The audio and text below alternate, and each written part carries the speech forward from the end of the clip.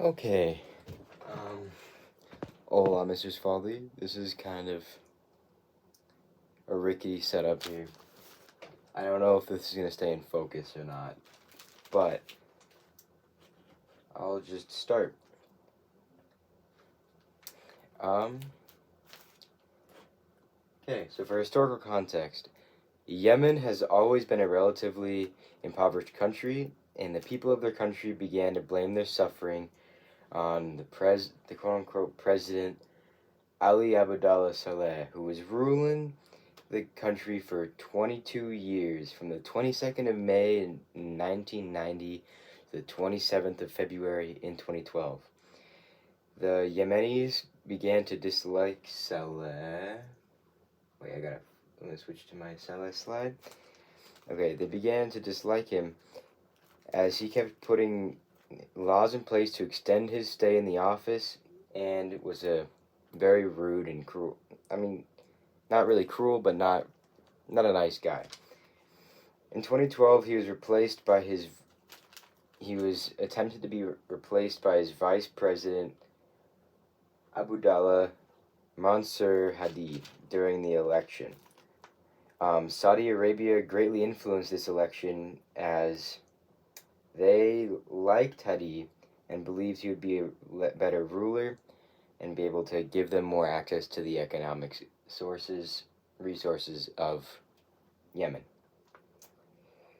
However, Hadi was rejected by most of the Yemenis as uh, he seemed to be a fake-ish kind of ruler, and it was obvious it was mostly the Saudis doing, and they were not a fan of that. So they ended up actually preferring Saleh over the new guy, which is kind of ironic considering he's been there for 22 years. And eventually, later on, I'm going to revisit it, but Saleh actually joined forces with the people who once hated him in order to get him out. But I'll go for that. Okay, causes of the revolution. The consistent failures with attempting to create a stable government was a major player in the reasons to the revolts, as well as poor treatment towards the people. Politically, the Yemenis had a constant beef with the government, specifically the Houthis. Again, I'll go over them in a minute, but they're a really they always had beef with the government. They always had their own little protests going on. And due to that beef, not due to the beef, but many of the problems were caused by, of course, the 22-year rule of the president. And that president shut down protests with force and almost always ended with at least a couple people dead. And varying from like one person dead to like 100 people dead.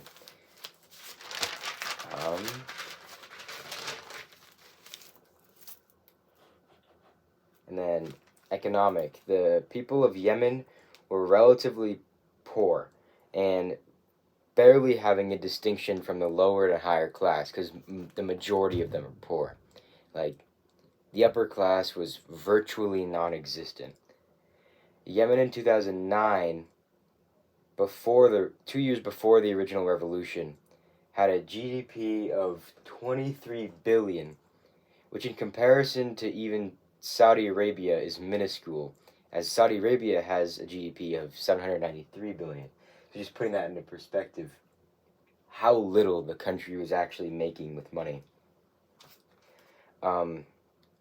Similarly to the French Revolution, the high contrast between the poverty and the rich, like, there might not be a lot of rich, and there were many more rich people during the French Revolution, but it just sort of is similar to how the poor people were suffering, as there's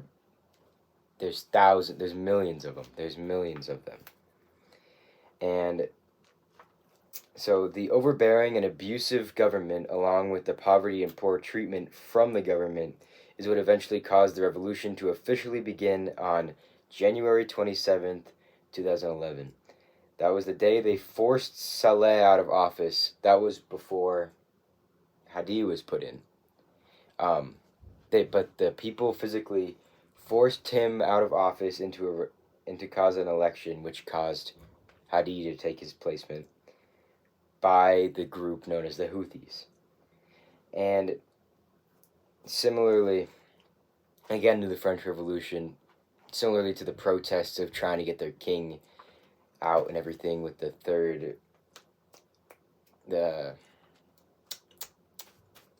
estate. The beginning of the revolution, when the revolution began officially with Saleh's removal, Saudi Arabia attempted to place Hadi into power, but the Yemenis refused Hadi's placement into the government. Due to the misinterpretation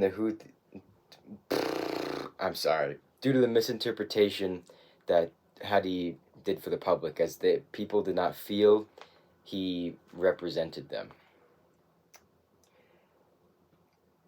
Due to their misrepresentation, the Houthis used military force to basically force Hadi out of the country.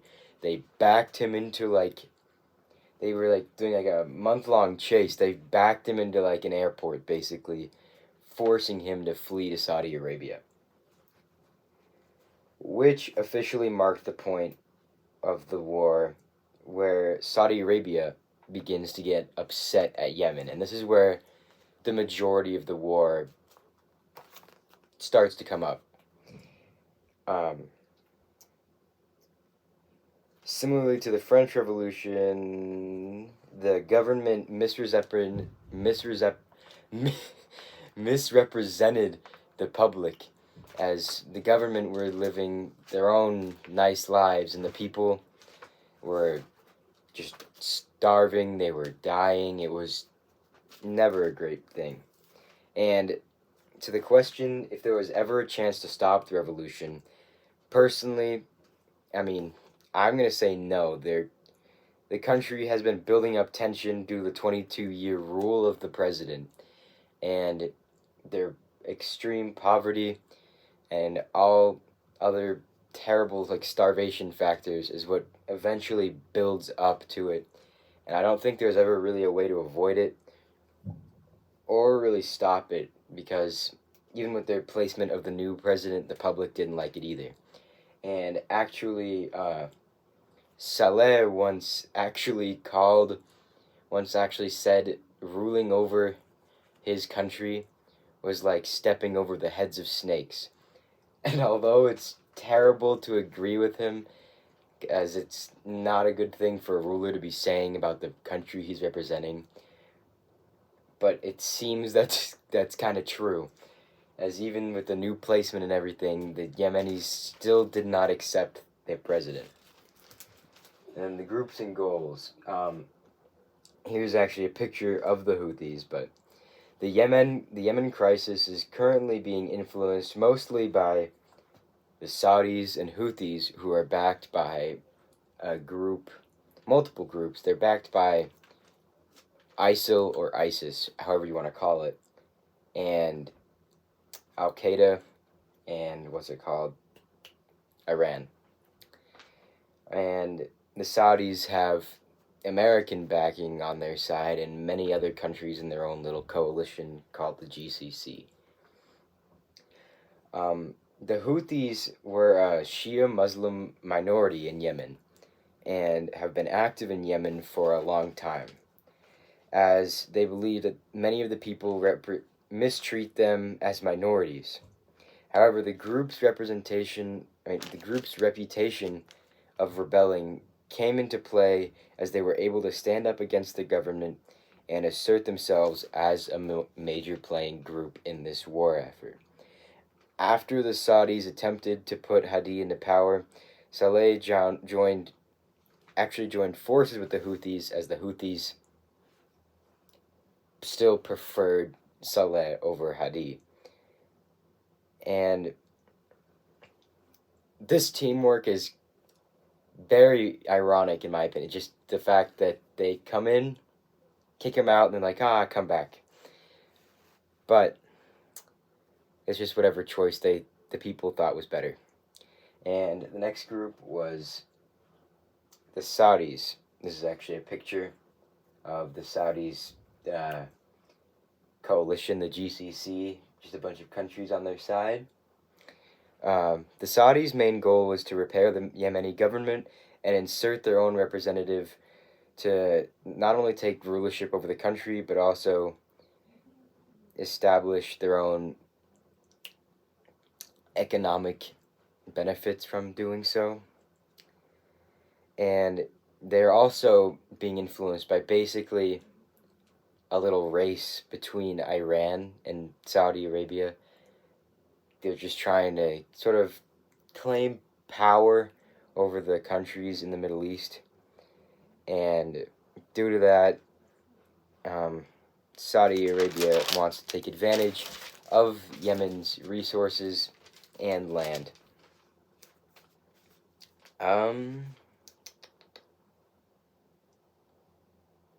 Another group being Iran, which has similar reasons to join the war effort as Saudi Arabia does, as they're in a little race between each other, just trying to get the country. And then there's the other two. I'm going to sort of group them together here, but ISIL and Al Qaeda. Oh, sorry, didn't move. That's the ISIS. No, that's ISIS. That's Al Qaeda, if I'm right. Then there's the Iran flag. I still don't know if this is staying focused, so I apologize, but I'm not sure how else I'm able to present this. So just a little cut in there. Yeah, but ISIS and Al Qaeda, they both have their own ulterior motives to wanting to help and give aid to Yemen during the war effort against Saudi Arabia. Both of the terrorist organizations obviously just want to take control of a large government and assert themselves as like a global power type thing. And Iran's just helping Yemen to just prevent Saudi Arabia from claiming it. And the effects of the revolution. This is currently a map of Yemen there, and just the sort of presence of the Houthis and everything within the country. So this is really like saturated over there. And yeah. The effects of the revolution have been absolutely devastating, creating what's known currently as the world's worst humanitarian crisis of our time. There's been an estimated 19,000 airstrikes that have been sent onto Yemen by Saudi Arabia. There's been much dispute about these airstrikes, as although Saudi Arabia claims that they're going towards Houthi-controlled territories, it's not mostly, but a decent chunk of them have been hitting non-militarized zones like schools, churches, schools, churches, hospitals. It's not great. And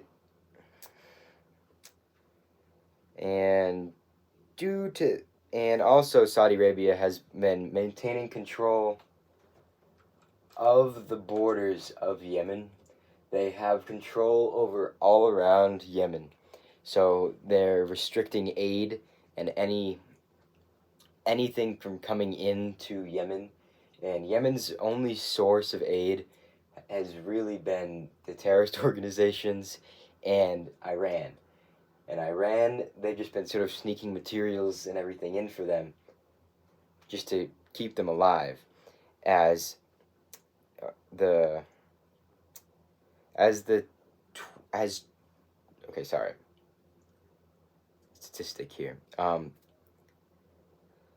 Of the 29 million people of Yemen, 24 million of them depend on the aid to keep living. Like, here's a figure of it. I'm gonna move out of the way. I seriously hope this is in frame. But, so, the estimated population of Yemen, 28.7 million. And this was the 2018 figure. The figure I pulled was more recent. But then this one, 22.2 million require humanitarian assistance. 16 million of them lack access to drinking water and sanitation. 15.9 million of them are severely deprived of food. 5 million of them are at emergency levels, just short of literally dying. 1.26 million are suspected cholera cases, and 2,700 cases of diphtheria. And 2.8 million of them have been internally displaced people, like orphans and all that. So it's no joke when they say it's the worst humanitarian crisis right now, because many people are suffering and dying just because of the country that they're currently living in. And then at one point within the war, Ali Abdullah Saleh received an opportunity presented by Saudi Arabia to sort of dispute the war efforts going on. As he was a major player within the Houthis, the Saudis invited him in to have a little discussion. And after the discussion, Saleh actually ended up switching sides yet again back over, and he presented a speech to the public. And the Houthis saw this speech, and once they saw the speech, he had a big red dot on his forehead, because everyone began targeting him, and within the week he was killed. Like, absolutely zero remorse for the man who switched sides yet again. The battles in Yemen are still currently ongoing, causing more devastation to the country. And I don't know if it's been playing, but I tried to have a little video playing on in the background of just all the just like sort of, I don't want to say clips of the atrocities, but it's just a bunch of clips. It's been showing off all the terrible places in it and all like the main points. The situation itself still being ongoing is hard to say if there's been any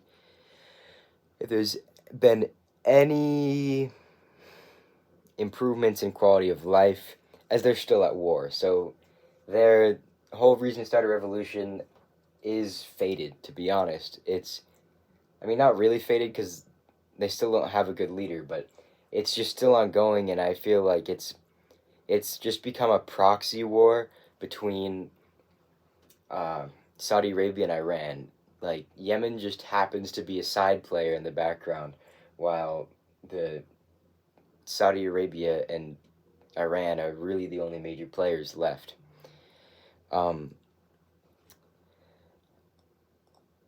I can compare the current state of Yemen with the French Revolution, somewhat within the middle of the war, once again, when the French were shutting down the Third Estate violently. And the final little comparison to the Enlightenment thinker, I'd say partly John Locke, as the people believe there should be equal rule, but that's what the people believe, but the government does not believe that. So it's just sort of an implementation of that, and they're working towards that. And here's some more pictures of just the downside of it all. And yeah, that's the presentation. I apologize if that didn't stay completely focused. But yeah, I also apologize I didn't present this in class, Mr. Spalding, but I've had my own little difficulties along the way getting everything done. But yeah, thank you. That is all. I would ask for any questions, but I don't think I have to really ask for questions here. So yeah.